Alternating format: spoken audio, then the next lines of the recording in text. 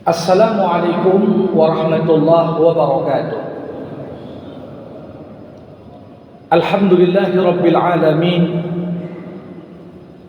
Wa bihi nasta'in ala umuri dunya waddin. Summa salatu wassalam ala khairi man ba'athahu Allah rahmatan lil alamin.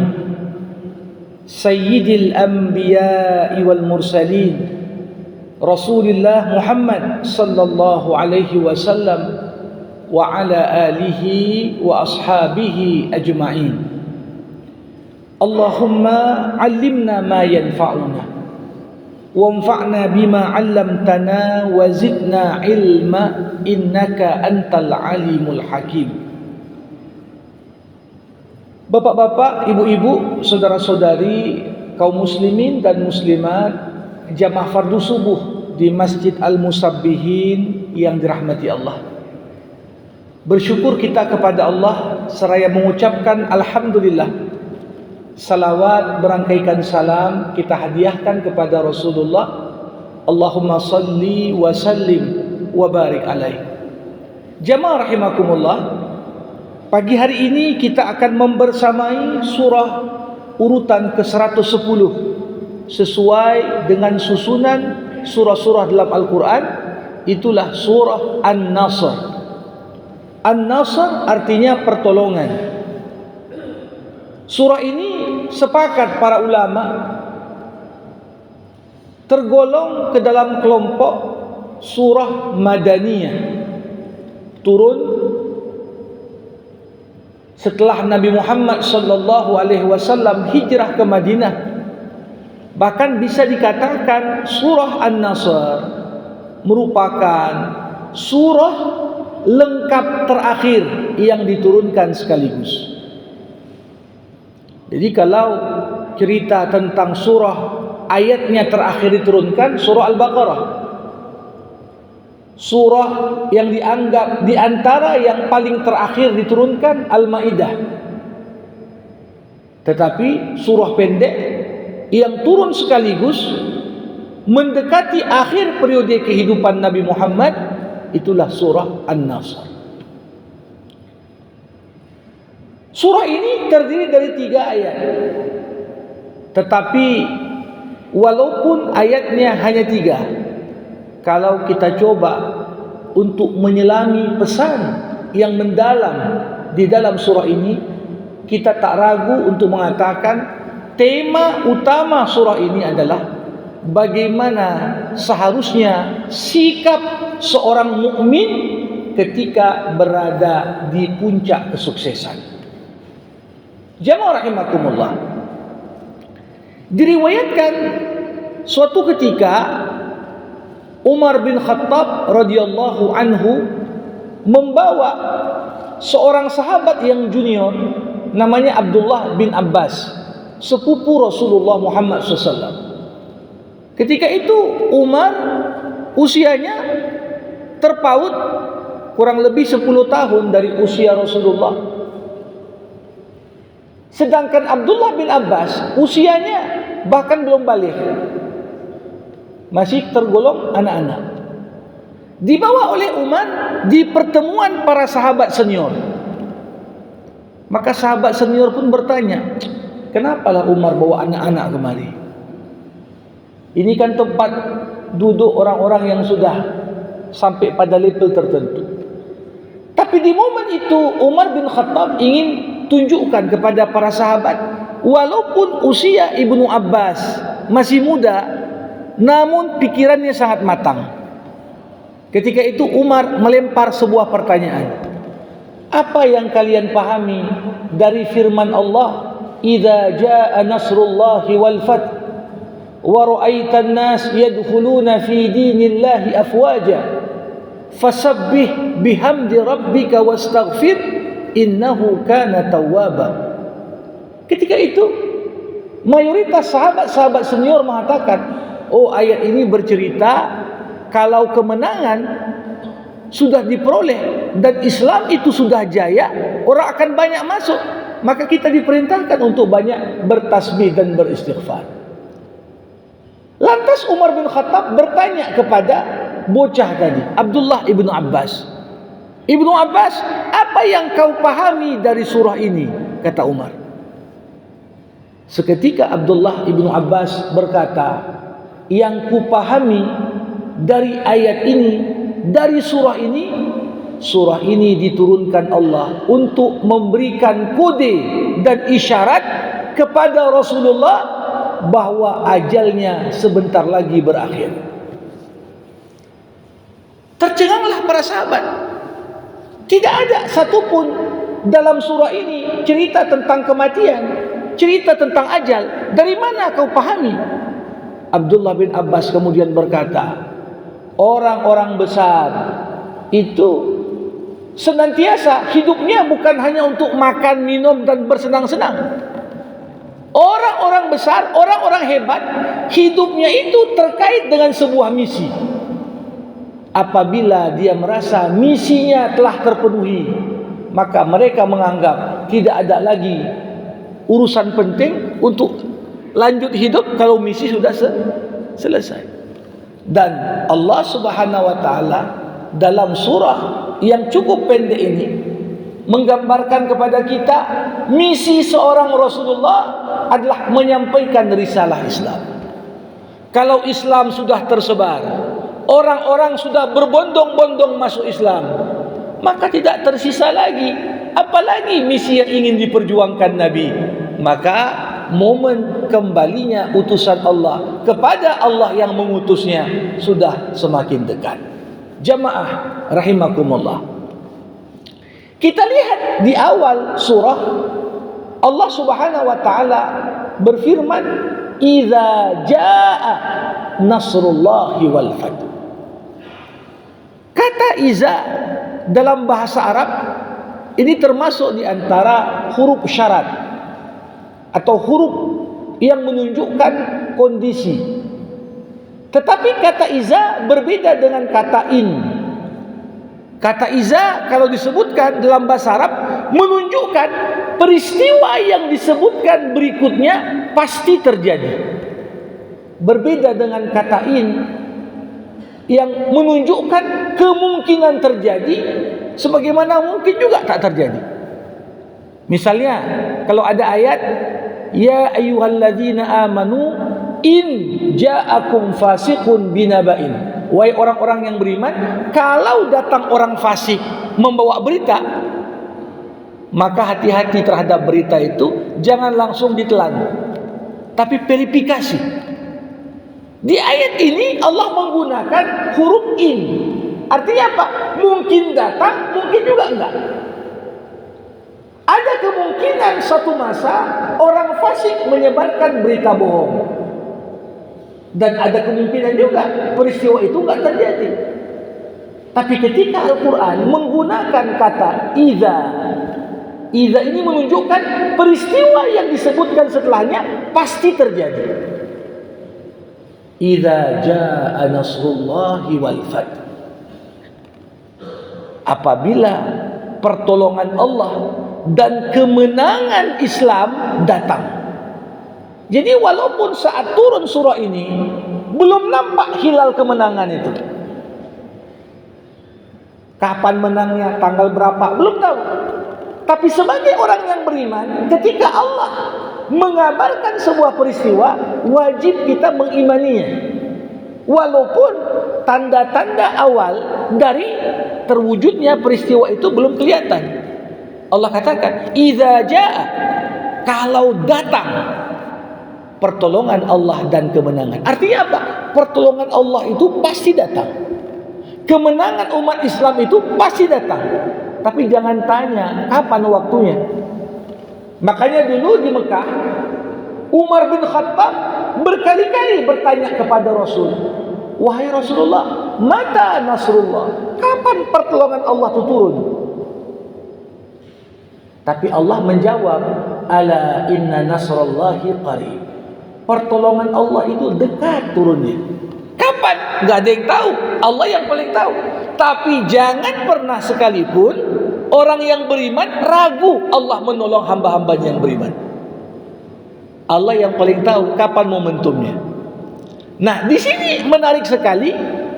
Para hadirin, kata nasr yang artinya pertolongan dinisbatkan kepada Allah. Idza jaa nasrullah. Maknanya apa? Pertolongan yang paling diharapkan adalah pertolongan yang datangnya dari Allah. Mungkin pertolongan datang dari banyak pihak. Ada pertolongan datang dari kawan, ada pertolongan datang bahkan dari lawan, ada pertolongan datang dari orang dekat, ada pertolongan datang dari orang jauh. Tetapi pertolongan yang paling dinanti oleh setiap orang yang beriman apa? Pertolongannya Allah. Karena siapapun manusia yang menolong kita, sebenarnya itu adalah pertolongan yang datangnya dari Allah. Allah yang gerakkan hati orang menolong kita. Kadang-kadang seseorang itu merasa kalau si fulan yang bantu berarti dia yang bantu. Tidak. Hakikatnya walaupun zahirnya karib kerabatmu, tetanggamu, rekan kerjamu, rekan sejawatmu, namun esensinya pertolongan yang datang itu datangnya dari Allah Subhanahu wa taala. Idza jaa nasrullahi wal fath. Para hadirin, selain itu dalam bahasa Arab kata jaa itu menunjukkan arti spesifik. Apa arti jaa? Jaa artinya datang dari tempat yang jauh. Kalau datang dari tempat yang dekat enggak disebut jaa, tapi disebut ata. Allah menggunakan kata jaa pada awal surah ini untuk menggambarkan pertolongan itu akan datang walaupun dalam pandanganmu jarak antara turunnya pertolongan Allah dengan kesulitan yang kau hadapi itu sangat jauh sekali. Kadang-kadang kan ada pertolongan yang kita duga, kita kira itu dekat. Oh, si fulan itu ku telepon aja dibantunya. Tidak. Tapi Allah menggunakan kata jaa untuk menggambarkan apa? Pertolongan yang datangnya dari Allah ini datang dari tempat yang jauh. Bahkan kadang-kadang kita tidak pernah membayangkan, kok si fulan yang membantu? Aku duga si fulan itu tak peduli denganku. Ternyata dia yang membantu. Begitulah.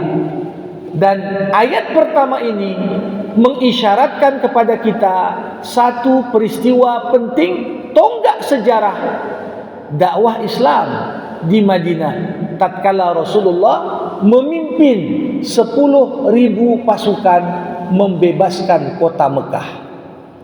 Kapan Fathu Makkah, pembebasan kota Mekah itu terjadi? Hanya berselang 8 tahun dari Rasulullah berhijrah pindah dari Mekah menuju Madinah. 8 tahun saja. Bandingkan bagaimana kondisi Nabi saat beliau hijrah. Keluar dari rumahnya pun mengendap-endap, bersembunyi. Rasulullah diliputi rasa takut. Bahkan pendamping Nabi ketika itu Abu Bakar As-Siddiq sampai keringat dingin, bersembunyi dalam gua Sur, membayangkan ratusan pembunuh bayaran yang mengikuti jejak Rasulullah ingin membunuh Nabi. Tapi bagaimana kemudian kondisi yang demikian? 8 tahun berselang, Nabi memimpin 10.000 pasukan. Padahal ketika hijrah, jumlah umat Islam selama 13 tahun berdakwah di Mekah, jumlahnya itu hanya 100-an lebih. Jadi dalam 8 tahun di pengasingan, berapa jumlah bertambah umat Islam? Dan yang paling menarik, ketika Nabi Muhammad masuk ke kota Mekah, apa yang terjadi? Semua orang-orang yang dulu memeranginya, memusuhinya, yang dulu mempersekusi dakwah Islam dan para sahabat Rasulullah dikumpulkan di depan Ka'bah. Nabi Muhammad berpidato dengan lantang, "Ma tadhunnuna anni fa'ilun bikum?" Kira-kira apa dugaan kalian? apa yang akan aku lakukan terhadap kalian semua? Semuanya memelas kasihan dan rasa kasih sayang Rasulullah. Akhun karim, ibnu akhin karim, kau saudara kami yang mulia, anak saudara kami yang mulia. Di momen itu Rasulullah memberikan pengampunan umum, amnesti massal. Ketika Rasulullah mengatakan idhabu fa antumut tulaqa, silahkan bubar, semua kesalahan kalian yang lama sudah kumaafkan, kata Rasul. Jadi idza jaa nasrullahi wal fath, ini isyarat pada ayat pertama. Nah, jamaah rahimakumullah, kemenangan Islam ini sesuatu yang pasti. Dalam Al-Quran Allah menyebutkan ada 3 bentuk kemenangan. Pertama ada namanya nasrun istihqaqi, kemenangan yang layak. Kapan disebut kemenangan itu layak? Ketika umat Islam SDM-nya kuat, dipersiapkan dengan baik, dan mereka punya daya juang yang tinggi, jumlahnya banyak, kualitasnya mumpuni, maka inilah yang dapat menjemput kemenangan yang layak. Nasrun istihqaqi. Banyak kemenangan umat Islam memang kuat, termasuk Fathu Makkah. Ada kemenangan yang kedua, namanya nasrun tafadduli, kemenangan yang merupakan karunia Allah. Kadang-kadang umat Islam ini jumlahnya sedikit, SDM-nya terbatas, tapi Allah memenangkan kelompok yang kecil untuk menunjukkan kepada umat manusia hal paling penting dalam kemenangan bukan sekedar kuantitas tapi kualitas keimanan. Perang Badar 314 mujahid lawan 1000 musuh, gak berimbang. Dari segi logistik juga gak berimbang. Tapi Allah menangkan kelompok kecil untuk tunjukkan keimanan adalah faktor penting untuk menggapai kemenangan. Tapi ada bentuk yang ketiga, jamaah rahimakumullah, namanya nasrun takwini, kemenangan sesuai dengan hukum alam. Kemenangan sesuai hukum alam ini bagaimana? Kelompok yang banyak, yang logistiknya lebih kuat, ya secara logika akan mengalahkan kelompok yang kecil walau dan logistiknya serba kekurangan. Maka kalau kita lihat menangnya orang Romawi atas orang Persia sebagaimana disebutkan dalam surah Ar-Rum, itu menunjukkan kenapa menang Romawi. Ya, jumlah mereka lebih banyak, kualitas mereka lebih baik daripada Persia ketika itu, sehingga mereka pun meraih kemenangan.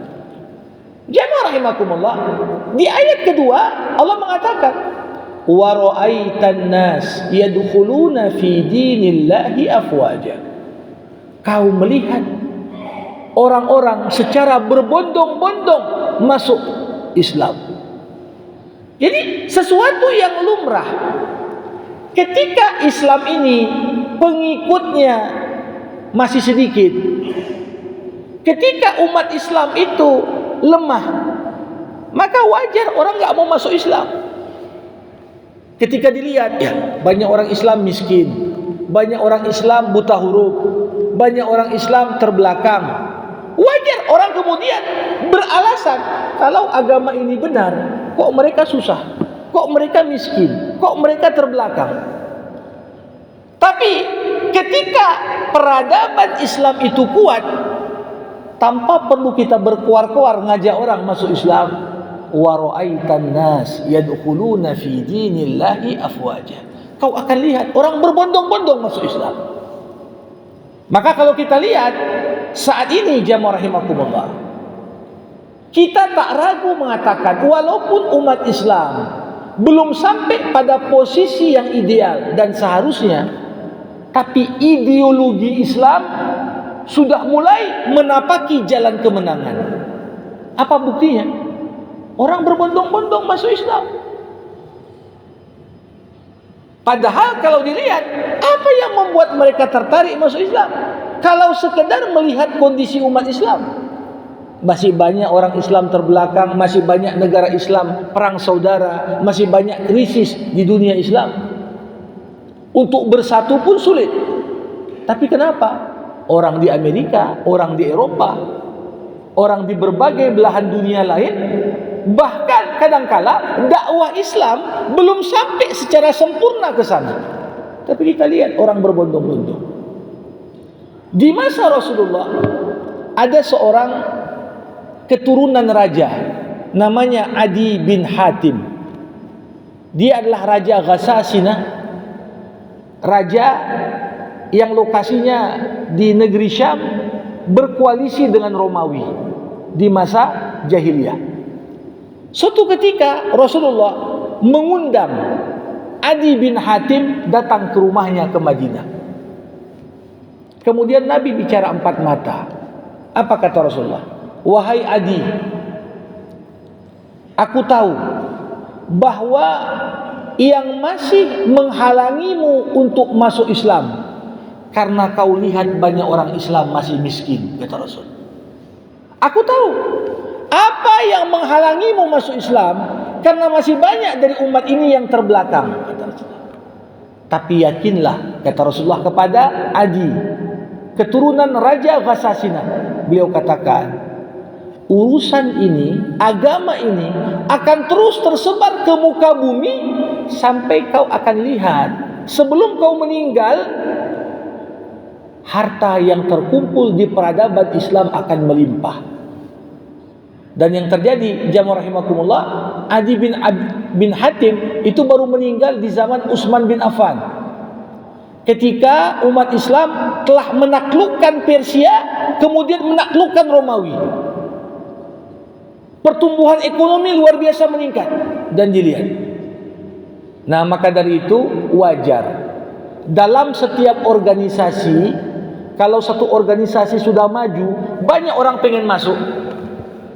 Tapi siapa orang-orang yang layak diapresiasi? Orang yang berjuang dari awal membesarkan organisasi itu. Enggak semua orang siap dan mau untuk itu. Kalau satu organisasi sudah besar, enggak diminta pun orang daftar mau masuk. Karena sudah jelas apa kepentingan di sana. Inilah mengapa walaupun Bilal mantan budak, walaupun Suhaib Ar-Rumi mantan budak, tapi Rasulullah mengistimewakan keduanya boleh masuk ruang Nabi tanpa minta izin. Kenapa? Ini orang-orang pertama yang berjuang. Tapi banyak bangsawan Quraisy, walaupun status sosialnya lebih tinggi, kalau mau masuk tetap minta izin sama Rasul. Kenapa? Masuk Islam setelah Islam kuat. Beda antara orang yang masuk Islam saat Islam masih lemah dengan orang yang masuk Islam setelah Islam kuat. Satu teruji imannya, sedangkan yang lain ya boleh jadi masuk Islam karena dia merasa inilah kekuatan, ya, ia akan memberikan keuntungan-keuntungan. Jamaah rahimakumullah. Karenanya Allah mengingatkan di penutup surah, fasabbih bihamdi rabbika wastaghfirhu innahu kana tawwaba. Problematika yang sering dihadapi orang di puncak kesuksesan itu apa? Merasa dirinya besar, merasa bangga atas capaian-capaian yang telah diperoleh. Maka obat dari sindrom kemenangan yang kadang-kadang justru membuat kita tak mampu mempertahankan kemenangan itu apa? Fasabbih bihamdi rabbika wastaghfir. Kalau kau sukses, kalau banyak prestasi yang kau capai, jangan lupa, maka bertasbihlah kepada Allah. Ucapkanlah subhanallah, maha suci Allah. Allah lah satu-satunya kekuatan yang tidak ada kekurangan di dalamnya. Sedangkan kita sebagai manusia, mau di puncak karir pun penuh dengan kekurangan, penuh dengan kelalaian. Sehingga kalau kita tidak sadar, makanya ada ungkapan, mempertahankan kemenangan lebih sulit daripada menggapai kemenangan. Tetap berada pada posisi yang tinggi, ini berat. Maka perlu banyak-banyak bertasbih. Bertasbih sebagai pengakuan dari kita, satu-satunya yang sempurna hanya Allah. Sedangkan manusia itu tempatnya kekurangan dan khilaf. Tapi tak cukup kita memuja dan memuji Allah, tapi lanjutkan dengan wastaghfirhu, minta ampunlah sama Allah. Minta ampunlah dari sifat sombong, dari sifat takabur, dari sifat yang kadang-kadang kita merasa kemenangan ini buah perjuanganku, aku yang paling menentukan di perjuangan ini, aku yang paling berjasa pada prestasi ini. Seakan-akan Allah katakan wastaghfirhu, dosa yang paling bahaya yang siap menjatuhkan orang dari puncak kedudukannya adalah ketika dia besar kepala dan tak sadar saham Allah di balik capaian-capaiannya itu sangat besar, melebihi dari usaha yang diperjuangkan sendiri. Innahu kana tawwaba, sesungguhnya Allah Maha menerima taubat. Jadi dengan banyak-banyak bertasbih, memuja dan memuji Allah, mengintrospeksi diri yang menimbulkan istighfar dan mohon ampun kepada Allah. Inilah kunci bagaimana ketika kita berada di atas, kita tak terbang, melayang diterbangkan angin karena merasa hebat dan sombong. Begitu juga kita sadar betapa karunia Allah dalam kondisi apapun begitu besar untuk kita semua.